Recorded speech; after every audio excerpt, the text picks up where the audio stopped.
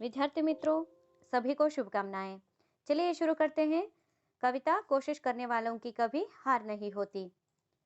पाठ का विधा है कविता। कवि का नाम है सोहनलाल द्विवेदी जी। कवि का परिचय। आपका जन्म होती है 23 जनवरी सन 1906 ईस्वी में। आपकी रचनाएं हैं भैरवी, वासवदत्ता, कुणाल, पूजा गीत आदि। देहावसान सन 1928 में। ये है सोहनलाल द्विवेदी जी। चलिए कविता की पहली पंक्ति है। लहरों से डर कर नौका कभी पार नहीं होती, कोशिश करने वालों की कभी हार नहीं होती, कभी हार नहीं होती। नन्ही चींटी जब दाना लेकर चलती है, चढ़ती दीवारों पर 100 बार फिसलती है। मन का विश्वास रगों में साहस भरता है, चढ़कर गिरना गिर कर चढ़ना न अखरता है। आखिर उसकी मेहनत बेकार नहीं होती, कोशिश करने वालों की कभी हार नहीं होती, कभी हार नहीं होती। डुबकियां सिंधु में गोताखोर लगाता है, जा जाकर खाली हाथ लौट कर आता है।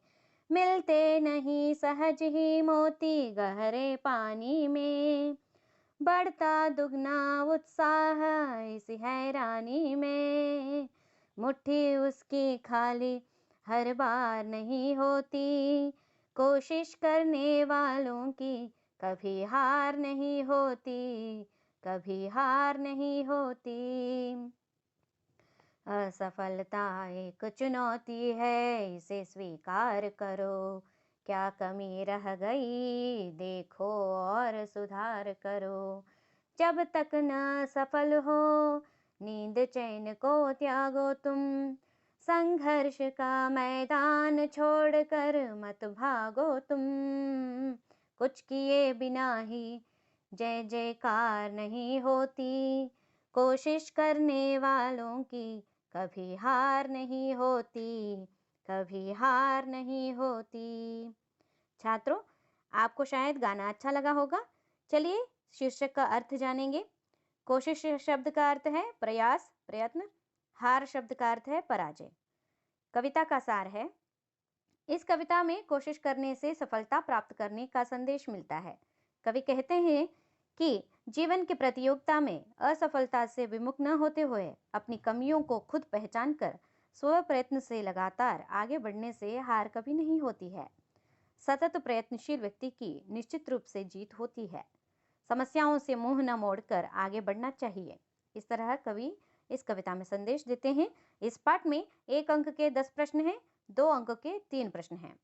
व्याकरण हेतु तुकांत शब्द पहचानना और अनुरूपता और परिश्रम पर लघु लेख लिखने के लिए कहा गया है।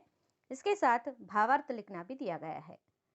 कविता की पंक्तियों को पूर्ण करना भी दिया गया है और कविता रचने की कोशिश करने पर ध्यान दिया गया है। अभी तक आपने कोशिश करने वालों की कभी हार नहीं होती कविता से संबंधित कुछ तथ्य पहचाने हैं। धन्यवाद।